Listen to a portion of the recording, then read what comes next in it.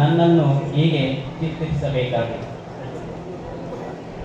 ಮೊನ್ನೆ ಚರಿತ್ರೆಕಾರ ಭೇಟಿಯಾಗಿ ನನ್ನನ್ನು ನೋಡಿ ನಕ್ಕು ತುಟಿಬಿಚ್ಚಿ ಸಿದ್ಧಾರ್ಥ ರಾತ್ರಿಯಿಂದ ಎದ್ದು ಜಗವನ್ನು ಬಿಟ್ಟು ಬುದ್ಧನಾಗಲು ಹೊರಟನೆಂದು ಹೀಗೆ ಹೇಳಿದ.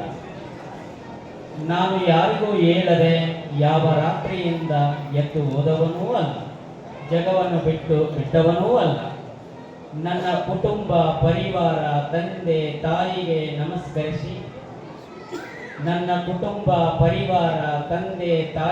ನಮಸ್ಕರಿಸಿ ಪ್ರಿಯ ರಾಹುಲ್, ನನ್ಮಯ, ಯಶೋಧ ಇವರೆಲ್ಲರಿಗೂ ತಿಳಿಸಿ ಒಪ್ಪಿಸಿ ರಾಜಬೀದಿಯೊಂದಿಗೆ ಹೊರಟು ಕೇರಿಯ ಸುಜಾತಳೊಂದಿಗೆ 4 ಸಂಗತಿಗಳನ್ನು ಹಂಚಿಕೊಂಡು ಹುಟ್ಟು ಸಾವು ತಿಳಿದುಕೊಳ್ಳಲು ಜಗದೊಳಗಿರುವ ಓಣಿಯೊಳಗೆ ಸೇರಿಕೊಂಡೆ. ಇದು ಅವನಿಗೆ ನಾನು ಅರ್ಥವಾಗಿಲ್ಲವೆಂದು ಅನಿಸುತ್ತೆ. ನಿನ್ನೆ ನನ್ನ ಗೆಳೆಯ ದ್ರೋಣನು ಬಂದ. ಅವನ ಕಣ್ಣುಗಳು ಕೆಂಪು ಬಣ್ಣದಿಂದ ತೇವುಕೊಂಡಿತ್ತು. ದೂರದಿಂದ ನನ್ನನ್ನು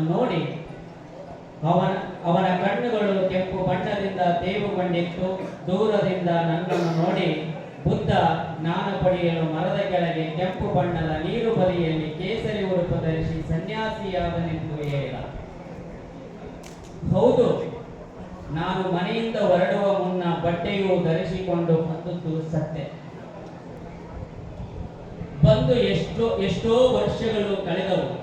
ಆ ವಸ್ತ್ರ ಯಾವುದೆಂದು ನನಗೆ ನೆನಪಿಲ್ಲ.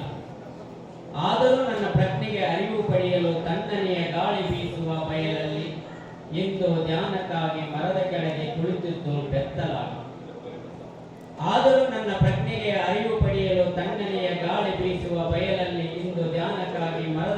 ಕುಳಿತಿದ್ದು ಬೆತ್ತಲಾಗಿ. ನದಿಯ ನೀರು ಆಕಾಶ ಬಣ್ಣವಾಗಿತ್ತು. ಅವನ ಹತ್ತಿರ ಬರಲಿಲ್ಲ, ಈ ನೆಲ ಸ್ಪರ್ಶಲಿಲ್ಲ. ಅವನ ಕಾಮಲೆ ಕಣ್ಣಿಗೆ ಬಣ್ಣವಾಗಿಯೇ ಉಳಿದೆ. ಹಿಂದೂ ಸಾಂಸ್ಕೃತಿಕ ಚಿಂತಕ ಇದು ಬೌದ್ಧ ಧರ್ಮ ಎಂದು ನನ್ನ ಶರೀರವನ್ನು ಸುಂದರವಾಗಿ ಕೆತ್ತಿಸಿ ಸುತ್ತುವರೆದ ಕೋಟೆಯನ್ನು ಕಟ್ಟಿ ಇವನೇ ಬುದ್ಧ, ಆಶೆ ದುಃಖಕ್ಕೆ ಮೂಲವೆಂದು ಹೇಳಿದನೆಂದ. ಹೌದು, ನಾನು ಯಾವುದನ್ನು ವಿರೋಧಿಸಬೇಕೆಂದು ಲೋಕಜ್ಞಾನಕ್ಕಾಗಿ ನನ್ನವರೊಂದಿಗೆ ಬೆರೆತು ನಾನು ಯಾವುದನ್ನು ವಿರೋಧಿಸಿ ಬದುಕಬೇಕೆಂದು ಲೋಕಜ್ಞಾನಕ್ಕಾಗಿ ನನ್ನವರೊಂದಿಗೆ ಬೆರೆತು ದುರಾಸೆ ದುರಾಲೋಚನೆಯು ದುಃಖಕ್ಕೆ ಮೂಲವೆಂದು ಜುಬೇರಿನೊಂದಿಗೆ ಹಂಚಿಕೊಂಡು ಧಮ್ಮಪಾನ ಚಕ್ರದ ಬಯಲ ದಾರಿಯಲ್ಲಿ ಬಯಲಾದೆ. ಇದು ಅವನಿಗೆ ಅರ್ಥವಾಗದೆ ಹೀಗಾದರೆ ಆತನು ಜುಬೇರಿಯನನ್ನು ಭೇಟಿಯಾಗಲಿಲ್ಲ. ಈಗಲಾದರೂ ನನ್ನ ಪಾಡಿಗೆ ಬಿಟ್ಟು